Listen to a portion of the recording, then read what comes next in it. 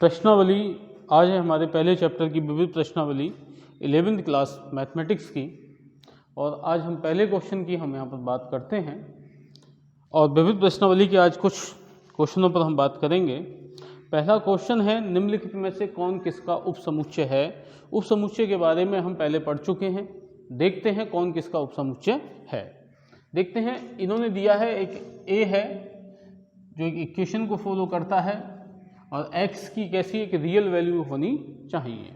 जब इन्होंने एक इक्वेशन दे दी है तो जो इक्वेशन में जो जैसे कभी कभी हमारे इमेजिनरी नंबर आ जाते हैं तो वो हमें छोड़ने पड़ेंगे। तो पहले हम इक्वेशन को सोल्व करते हैं। तो a हमारा क्या है भाई, a है x belong to r, x square minus 8x plus 12 equal to 0। तो पहले इक्वेशन को देखते हैं हमारी 8x प्लस 12 इक्वल टू 0। 12 के ऐसे हमें टुकड़े करने हैं जो ऐड करने पर 8 आ जाए। तो देखते हैं, 6 plus 2 12 equal to 0 minus 6x minus के 12x और प्लस के 12 इक्वल टू 0। x कॉमन है दोनों में, तो x माइनस 6 माइनस के 2 कॉमन है, x minus 6 equal to 0। You can see x minus 6 एन और x minus 2। x minus 6 equal to 0 and x minus 2 equal to 0, then x equal to 6 and x equal to 2। तो जो हमें एक set प्राप्त हो रहा है a, वो किससे पर बिलोंग कर रहा था, x को बिलोंग कर रहा था। जो हमारे x की वैल्यू आई है 2,6 दोनों ही वास्तविक संख्याएं हैं। अब हम देखते हैं अपना सेट b कितना है, 2 4 6। जो c सेट है हमारा वो है 2 4 6 8 डॉट डॉट डॉट, और एक d सेट दे रखा है वो कितना है 6। हमसे पूछा गया है कौन किसका उपसमुच्चय है। तो पहले हम a से देखते हैं, a और b में बात करेंगे। अब देखते हैं a के एलिमेंट कितने, 2 और 6, जो कि किस में मौजूद हैं आपके, ऑलरेडी b में मौजूद हैं। इसका मतलब तो ये हो गया a उपसमुच्चय हो गया b का। फिर हम देखते हैं a का और c में। तो a के एलिमेंट कितने थे, 2 4, जो कि c में भी मौजूद हैं। इसका मतलब a उपसमुच्चय हो गया किसका, c का। अब a का d से देखते हैं। तो आप देखते हैं d में एलिमेंट है 6 और a में कितना है 2 और 6। इसका मतलब जो a है वो d का उपसमुच्चय नहीं है, d a का उपसमुच्चय हो जाता है। तो अगर आप लिखना चाहें तो आप देख सकते हैं d उपसमुच्चय है a का। चलो अब हम बात करते हैं b की। तो b की सभी एलिमेंट c में मौजूद हैं।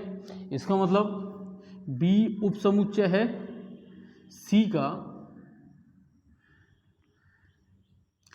और आप देखते हैं, और b उपसमुच्चय नहीं है किसका, d का उपसमुच्चय नहीं है, d उपसमुच्चय है किसका, e का, उसका सॉरी b का।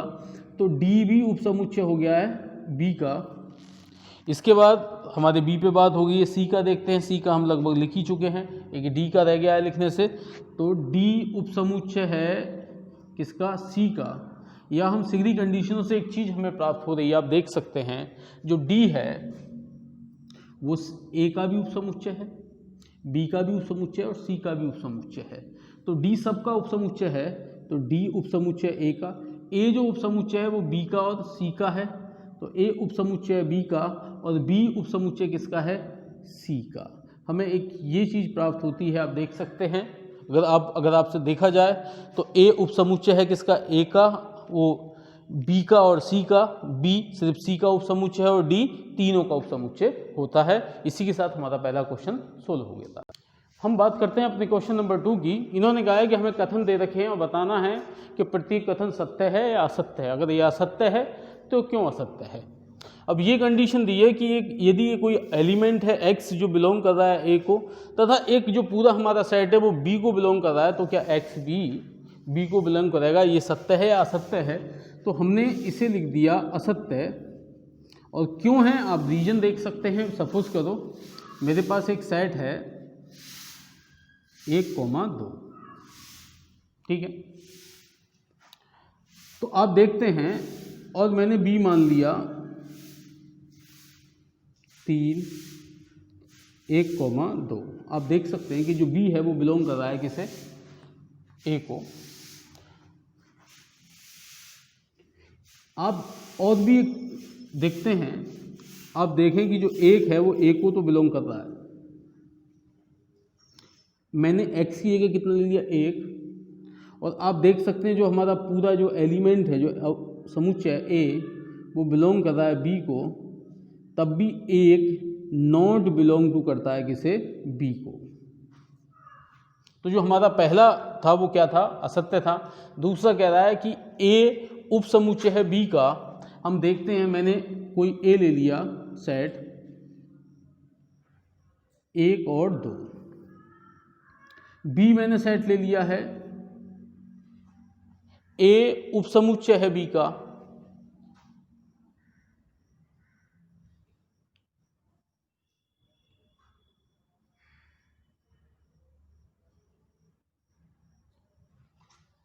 दो मैंने सपोज कर लिया एंगल ए 2 और बी जो है वो हो गया 2 और 3। अब आप देख सकते हैं कि जो ए है वो सबसेट है बी का। एक हमें सी लेना है, जो सी है, जो बी है वो सी को बिलोंग करता है। तो सी ले लिया हमने 3, 2 और 3। ठीक है, आप देखते हैं इस कंडीशन को फॉलो करते हैं। ए सबसेट है बी का, ठीक है। बी बिलोंग कर रहा है सी को, हाँ करता है। तो आप देखें क्या ए बिलोंग कर रहा है सी को, ए क्या है 2, और यहाँ पर 2 क्या एलिमेंट है, हमारा पूरा एलिमेंट क्या है। इसके बावजूद भी ए नॉट बिलोंग टू सी है। इसका मतलब ये जो कंडीशन हमारी बनती है वो क्या बनती है, असत्य कंडीशन होती है। तीसरा वाला देखते हैं हम, वो कह रहा है ए उपसमुच्चय है बी का और बी उपसमुच्चय है सी का। तो आप सिद्ध कीजिए कि ए भी उपसमुच्चय होता है सी का। पहली बात तो हम उपसमुच्चय का मतलब समझते हैं। इन्होंने कहा है कि ए सबसेट है बी का, मतलब ए के सभी अवयव बी में मौजूद हैं और बी के सभी अवयव मौजूद हैं सी में, तो ए के भी सभी अवयव सी में मौजूद होंगे। ये कंडीशन क्या है आपकी, सत्य है। यदि आप कोई एग्जाम्पल देखना चाहते हैं तो आप देख लें। मैंने एक एलिमेंट समुच्चय ले लिया बी। बी क्या है, बी एक ऐसा समुच्चय है जिसमें ए के सभी एलिमेंट मौजूद हों। इसका मतलब ए बी तो मुझे लेने ही पड़ेंगे। और जो बी है, जो सी है, वो सी है उपसमुच्चय किसका, बी का। इसका मतलब सी में सभी एलिमेंट होंगे, सी के भी। चलो डी ई ले लिया। अब आप देख सकते हैं ए उपसमुच्चय है किसका, बी का। तो ये कंडीशन क्या है हमारी, सत्य हो जाती है। इसके सेकंड क्वेश्चन के जो शेष ऑप्शन हैं सभी विद्यार्थी उसे स्वयं सोल्व करेंगे। हम अपने तीसरे क्वेश्चन पर, इन्होंने कहा है कि एबीसी समुच्चय दिए गए हैं, वो इस प्रकार हैं कि ए यूनियन बी बराबर है ए यूनियन सी के, और दोनों के इंटरसेक्शन भी बराबर हैं। तो आपको दर्शाना है कि ए बी बराबर था किसके, सी के। सपोज करो ए यूनियन बी बराबर है ए यूनियन सी के। ठीक है, मैंने क्या करा,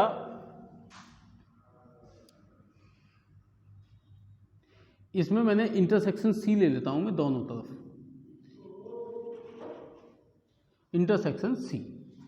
तो आप खुद देखिएगा बेटा कि ए यूनियन सी में सी के तो सभी एलिमेंट मौजूद होंगे ही, इसके साथ साथ जब मैं सी का इंटरसेक्शन लूँगा तो जो सी के एलिमेंट थे वो हमारे वापस हमें मिल जाएंगे। तो आप देख सकते हैं A union B intersection C बराबर क्या हो गया, सी हो जाता है। तो आप लिख सकते हैं सी बराबर A union B intersection C. इसे दे दी हमने क्या, इक्वेशन फर्स्ट। अब हम देखते हैं कुछ और भी दिया था, ए इंटरसेक्शन वी बराबर है ए इंटरसेक्शन सी। मैंने क्या करा, दोनों तरफ यूनियन ले लिया, बी यूनियन ले लिया। तो आप देख सकते हैं ए इंटरसेक्शन बी का यूनियन जब मैं बी ले रहा हूं तो A intersection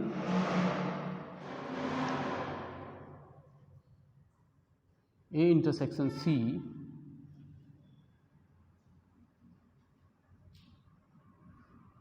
union B.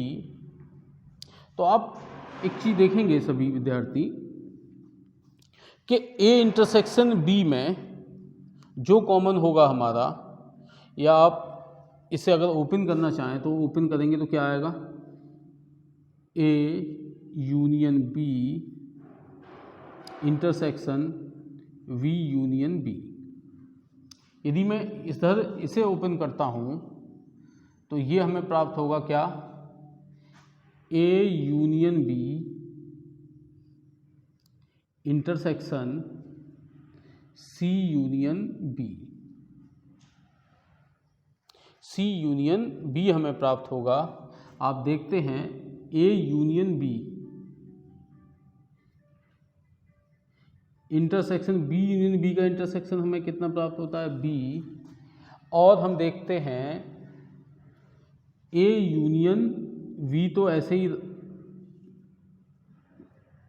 Intersection, इसे मैं लिख सकता हूं वी यूनियन सी। आप देखते हैं ए यूनियन बी किसके बराबर था, ए यूनियन सी के बराबर था। तो ये आप पहले इसे सोल्व करते हैं हम। ए यूनियन बी में बी के सभी एलिमेंट मौजूद होंगे और इंटरसेक्शन बी कर रहा हूं तो ये हमें कितना प्राप्त होता है, बी। अब ए यूनियन बी किसके बराबर था, ए यूनियन सी के, तो मैं इसे लगा सकता हूं A union C intersection V union C. आप इसे खुद देखें, ये आपका क्या है, आप यूनियन को गुणा का निशान लें और इंटरसेक्शन को प्लस का निशान लें तो ये कितना आएगा, वी यूनियन सी। तो आप देखते हैं कि दोनों में सी कॉमन हो जाएगा, तो आप क्या लिखेंगे, ए प्लस वी गुणा सी लिख सकते हैं। तो इसी प्रकार से आप देखें, मैंने क्या कहा, गुणा का निशान आपका किसका, यूनियन का निशान आप समझें तो ये आपको क्या प्राप्त होगा, A intersection B union C. आप ए इंटरसेक्शन बी को आप लिख सकते हैं कितना, ए इंटरसेक्शन सी और यूनियन सी।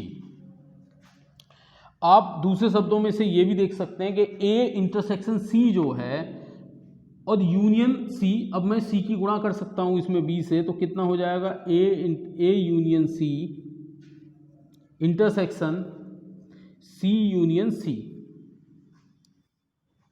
जब मैं इसे ओपन कर रहा हूं वितरण नियम को, तो ए यूनियन सी किसके बराबर था, ए यूनियन बी के, और इंटरसेक्शन सी यूनियन सी का सी आएगा।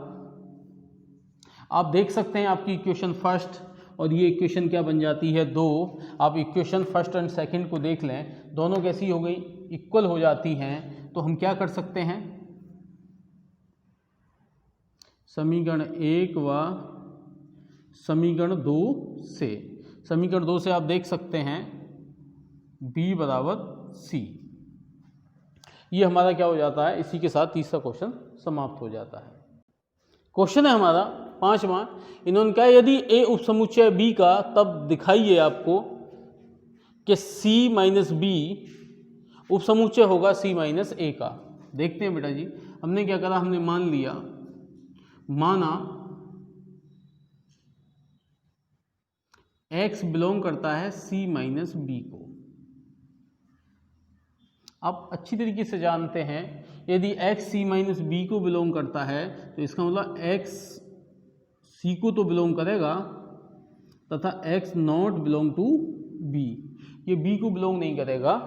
इसके बाद आप देख सकते हैं x बिलोंग कर रहा है c को। इन्होंने कहा है कि a के सभी समुच्चय b में मौजूद हैं, और यदि x b में ही नहीं है तो इसका मतलब वो a में भी नहीं होगा, x not belong to a, क्योंकि हम जानते हैं a उपसमुच्चय था किसका, b का। इसका मतलब तो ये है कि x बिलोंग कर रहा है c माइनस a को। यदि x c माइनस a को बिलोंग कर रहा है और x बिलोंग कर रहा था किसे, c माइनस बी को, तो इससे तो हमें ये प्राप्त होता है c माइनस बी उपसमुच्चय है c माइनस a का। इसी के साथ ये हमारा 5वां क्वेश्चन सोल्व हो जाता है। इन्होंने कहा है दो पावर सेट पी और पी भी कैसे आते हैं, बराबर आते हैं। तो ये कह रहा है कि सिद्ध कीजिए जो समुच्चय a और b हैं वो बराबर हैं। ये बिल्कुल सही बात है। यदि आपके दो पावर सेट बराबर आ रहे हैं, ये तभी बराबर आएंगे जब ए और बी सेट कैसे होंगे, बराबर होंगे। लेकिन इन्होंने कहा है कि सिद्ध कीजिए, तो अब हम इसे सोल्व करते हैं। तो मान लेते हैं, माना एक x अवयव है, मैंने मान लिया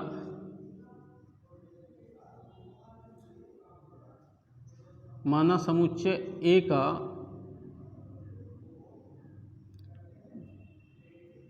कोई अवयव x है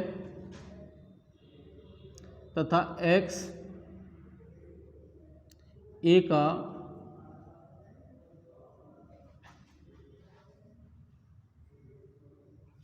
उपसमुच्चय है। तो कहने की बात है, उपसमुच्चय इस प्रकार है कि x बिलोंग करता है कैपिटल X को। दूसरे शब्दों में आप ये भी समझ सकते हैं कि कोई आपके पास एक सेट है जिसमें x एक एलिमेंट है, A, B, C, D और अन्य एलिमेंट हमारे थे। एक हमने उपसमुच्चय है x, कैपिटल X, उसमें x, A, B, C कुछ एलिमेंट थे।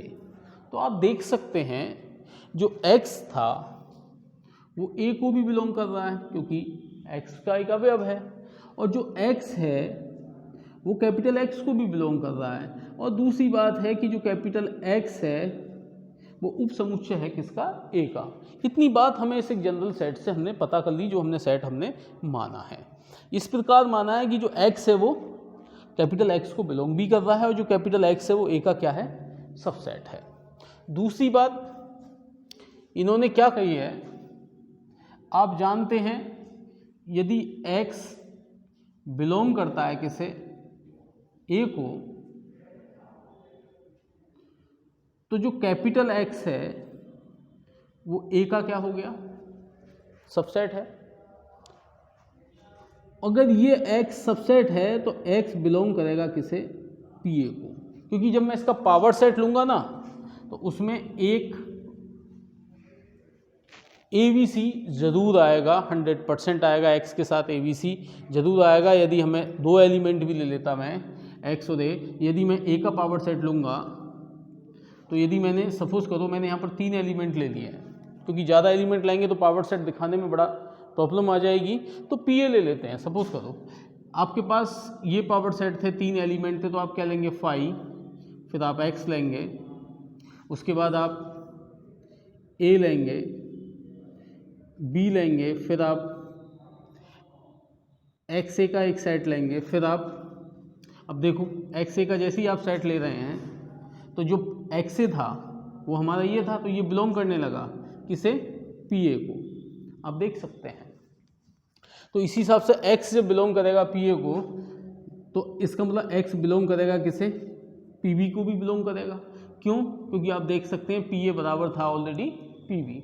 यदि PB को बिलोंग कर रहा है इसका मतलब x सबसेट होगा किसका, B का।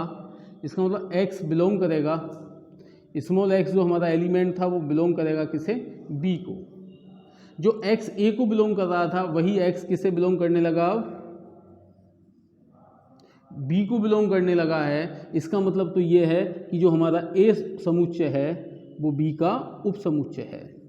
कंडीशन फर्स्ट हमने मान लेते हैं। सेकंड कंडीशन की हम बात करते हैं, तो हमने क्या करा, हमने मान लिया माना समुच्चय B का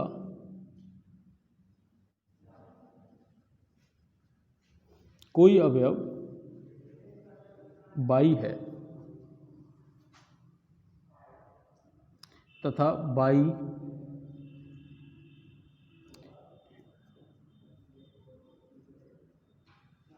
B का उपसमुच्चय इस प्रकार है कि जो y है वो बिलोंग करता है कैपिटल Y को। सपोज करो मैं कुछ और आपको थोड़ा सा बेहतर करके समझा देता हूँ कि ये किस हिसाब से है। सपोज करो एक मैंने B सेट ले लिया है, उसमें एलिमेंट हैं y, A और B, ठीक है। एक उपसमुच्चय है बाई का, बी का, जिसमें बाई एलिमेंट है, सपोज करो बाई और ए मैंने ले लिया, तो आप देख सकते हैं कि जो बाई है वो बी को भी बिलोंग कर रहा है और कैपिटल वाई को भी बिलोंग करता है। इसके बाद आप देख सकते हैं जो बाई है वो उपसमुच्चय है बी का। यदि मैं पीवी निकालता हूँ, पावर सेट निकालता हूँ बी का, तो आप क्या लिखेंगे, फाई लिखेंगे। इसके बाद आप बाई, इसके बाद आप ए, इसके बाद आप बी लिखेंगे। फिर आप दो दो का बनाएंगे तो आप बाई ए भी लिखेंगे, फिर आप वाई बी लिखेंगे, फिर आप ए बी का भी लिखेंगे और उसके बाद आप वाई ए बी लिखते हैं। 1 2 3 4 5 6 7 8, ये आपका पावर सेट हो जाता है पीवी का। यदि आप देखें तो जो बाई है, बाई ए यहाँ पर मौजूद है, इसका मतलब जो बाई है वो बिलोंग करने लगा किसे, पीवी को। तो हमने इस हिसाब से सेट जब माने हैं तो हम किस हिसाब से लिखेंगे कि जो बाई है वो बिलोंग करता है किसे, बी को, और जो हमारा कैपिटल बाई है वो उपसमुच्चय है बी का, तो वाई बिलोंग कर रहा है किसे, पीवी को। यदि बाई बिलोंग करता है पीवी को तो इसका मतलब तो ये है कि बाई बिलोंग करेगा किसे, पीए को। क्यों बिलोंग करेगा, क्योंकि आप देख सकते हैं पीए बराबर था पीवी के, तो पीवी की जगह मैं पीए लिख सकता हूँ। यदि बाई पीवी को बिलोंग करेगा तो ये तभी संभव है, बाई सबसेट होगा किसका, ए का। यदि बाई ए का सब्जेक्ट सबसेट है तो बाई फिर बिलोंग करेगा किसे, ए को। आप देख सकते हैं जो बाई बी को बिलोंग कर रहा था वो किसे बिलोंग करने लगा, ए को बिलोंग करने लगा। तो आप लिख सकते हैं जो बी है वो उपसमुच्चय है ए का। इसका मतलब ये हमारी कंडीशन कौन सी प्राप्त हो जाती है, हमें सेकंड कंडीशन प्राप्त हो जाती है। आप देख सकते हैं समीकरण 1 व समीकरण 2 से, समीकरण 1 और 2 से हमें क्या प्राप्त होता है। अब थोड़ी देर पहले हम कह रहे थे ए उपसमुच्चय बी का, फिर कह रहे हैं कि बी उपसमुच्चय ए का। ये तभी संभव है जब ए बराबर हो किसके, बी के। इसी के साथ ये हमारा सिद्ध हो चुका है। बात करते हैं, इन्होंने कहा है कि दो समुच्चय हैं ए तथा बी। हमसे पूछा गया है कि ये सत्य है या असत्य है। पीए यूनियन पीवी, जो पावर सेट है ए यूनियन बी का, कि ये दोनों बराबर होते हैं या नहीं होते। तो अब हमें जानकारी तो है नहीं, तो हम क्या करेंगे, कुछ दो ऑब्जर्व कर लेंगे, दो समुच्चय क्या करेंगे, ऑब्जर्व कर लेंगे, फिर देखते हैं कि ये दोनों बराबर आते हैं या नहीं आते। सपोज करो मैंने माना जो सेट ए था उसमें एलिमेंट कितना है, ए, और जो सेट बी है उसमें क्या है, सेट ले लिया मैंने बी। तो A union B, A union B का मतलब है आपके सेट में जो अब यूनियन लेंगे तो वो कितना आ जाएगा, ए यूनियन बी। यदि आप पावर सेट लेना चाहते हैं ए का तो वो क्या आएगा आपका फाई और ए। यदि आप पावर सेट ऑफ बी लेंगे तो आपका क्या आएगा, फाई और बी। यदि आप P A union P V लेते हैं तो आपका कितना आएगा, आप देखें दोनों में क्या कॉमन है, फाई ए और बी। यदि आप power set A union V का लेना चाह रहे हैं तो कितना आएगा, फाई ए वी और ए बी। अब आप स्पष्ट दिखाई दे रहा है कि दोनों, इसमें ए बी मौजूद है, ए बी का सेट इसमें नहीं है। इसका मतलब P A union B not equal है P A union P B, अतः कथन सत्य नहीं है। इसी के साथ हमारी वीडियो यहीं समाप्त होती है।